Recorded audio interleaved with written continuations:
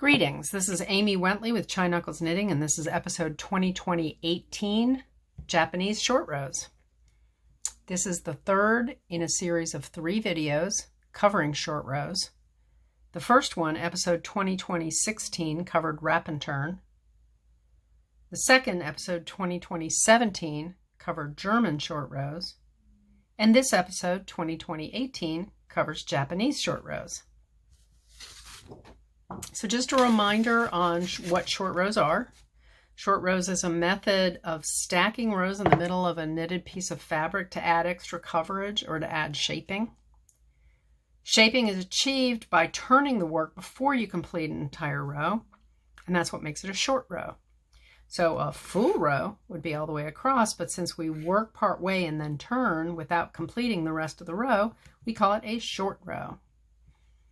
And an important concept to remember here is the pivot stitch. And the pivot stitch is the stitch around which the short rows are going to turn. So in wrap and turn, we worked up to the pivot stitch, then we wrapped the pivot stitch and we turned. In German short rows, we worked up to and included the pivot stitch, we turned, and then we transformed the pivot stitch into a double stitch.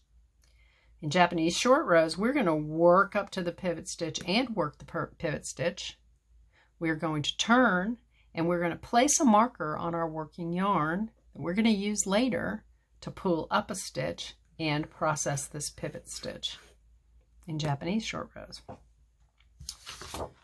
So the pros of the Japanese short row method is that it's easier to do than a wrap and turn. The pins make it very easy to locate the pivot stitch and to know what yarn you're going to be working with. The process stitches are less noticeable than wrap and turn, and there's less distortions. The cons are there aren't as many patterns written with Japanese short rows as there are for wrap and turn, and it can be a pain fiddling with all the pins, but they do make the visibility so much easier, so it's quite worth the trade-off. You'll notice on this slide there is a box for converting Japanese to wrap and turn and Japanese to German short rows. This will be included in the description of the video and also on my blog. So if you ever want to come back and you want to do some conversions of patterns, you can go ahead and refer to that information. So you treat Japanese short rows a little bit differently depending on whether you're on the knit side or the purl side. And we'll go over both of those. And the instructions for this pattern, let's make sure we get you all on the screen here, are right here. Okay. So far I have cast on 15 stitches and I purled a row. I put a marker here on the pivot stitch just so you can see it right now. You will want to, if you're working along with me here, you're going to want to have some locking stitch markers that you can use. And at any one time, I'm thinking you're probably going to need a total of about 8 of them, if I'm not mistaken. So let's jump in. So the first instruction says knit 10, turn. So I'll go ahead and knit 10. 1, 2, 3, 4, 5, 6, 7, 8, 9, and then the 10th stitch is my pivot stitch. Okay, now I am going to take this marker off right now because this was just here to show me where the pivot stitch was. So we're going to take this marker off and set it aside. So it said knit 10 and turn, so I'm going to turn now. So now I have to deal with my pivot stitch, and what I'm going to do is I'm going to slip one as if to purl from the left needle to the right needle. Then I'm going to take a marker, and it has to be one that you can pin and unpin, and I'm going to attach it to the working yarn here. Excuse me. And it's probably a good idea to close the marker because I have had them fall off in the past too. So this marker is just attached to the yarn, and be careful, I split the yarn there a little bit, but yeah, so it's attached to the yarn and it can flow freely, but you want to keep it up near your needle, okay? And then that's all you have to do to process that stitch. And you're going to purl 4 now, and make sure that marker stays next to the needle and it's between the stitches now, okay? So you see how this marker is now hanging on the yarn between those 2 stitches. And I'm going to purl 4, and then I'm going to turn. In this 4th stitch here, that's my pivot stitch. So I'm going to turn, and then I'm going to, for the purl side, oh no, this isn't the purl side, here. What I want to do is I want to slip the next stitch from the left needle to the right needle, and your working yarn is hanging in the back here, okay? And I'm going to want to hang a marker off that working yarn again. So it's back here. I'm going to attach that marker, and then I am just going to go ahead and knit 5, and it says processing the pin along the way, okay? So you'll notice that I have 1, 2, 3, 4, 5 stitches here. The 4th stitch back here has the pin attached to right before it. So that's what you're going to be looking for, is the pin right before the stitch you're going to process. So I'll start out by knitting 3 stitches.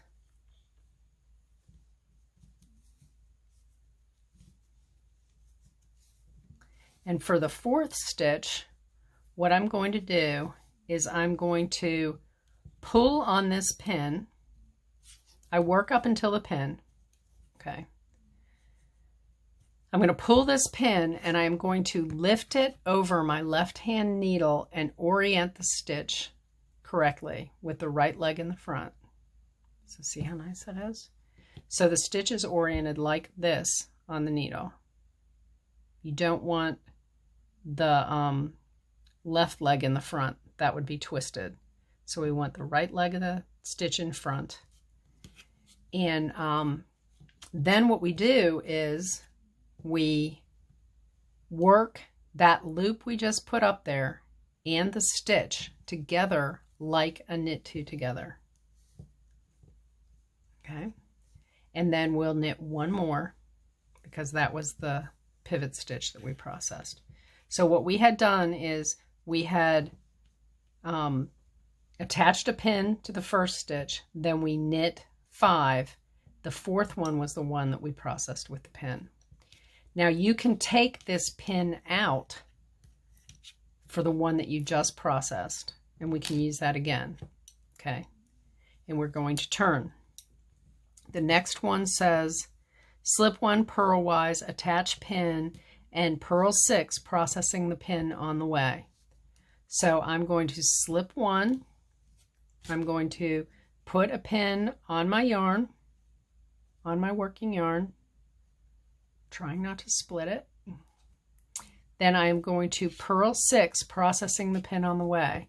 So I'm going to purl 4, then I'm going to process this 5th stitch and purl the 6th stitch.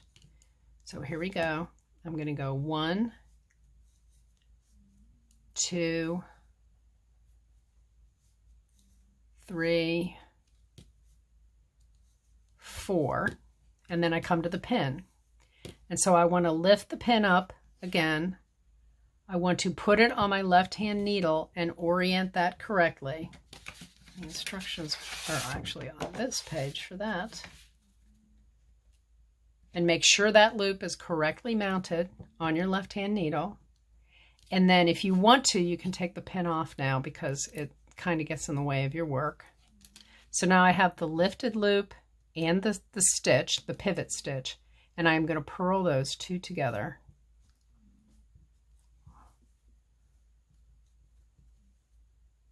It's a little tight, prepare yourself.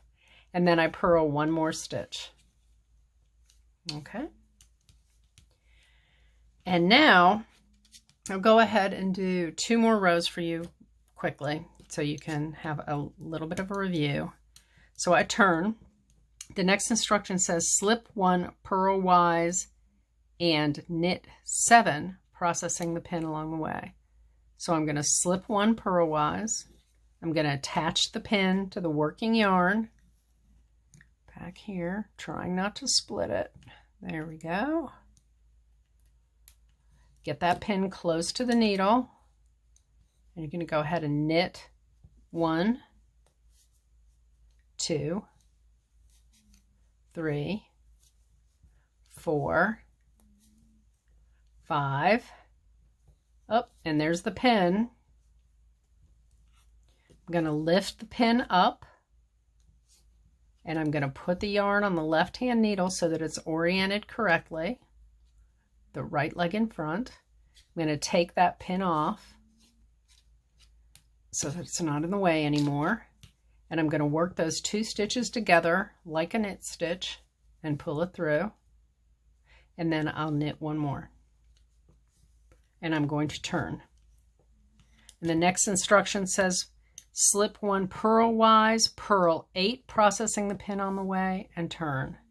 So I'm going to slip 1. I'm going to attach a marker to my needle, or to my working yarn, pardon me. I'm going to purl 8. So this is 1, 2, 3, 4, 5, 6, and then 7 will be this stitch, the pivot stitch. I'm going to lift up the yarn with the pin and situate it on the left-hand needle in the correct orientation with the right leg in front. I'm going to take the pin off the stitch, and then I am going to purl that lifted stitch and the pivot stitch together. And then I'll purl 1 more. And that's that. So I am going to continue to work, and I am going to work until the end of instruction number 13 here. And so I will be back shortly.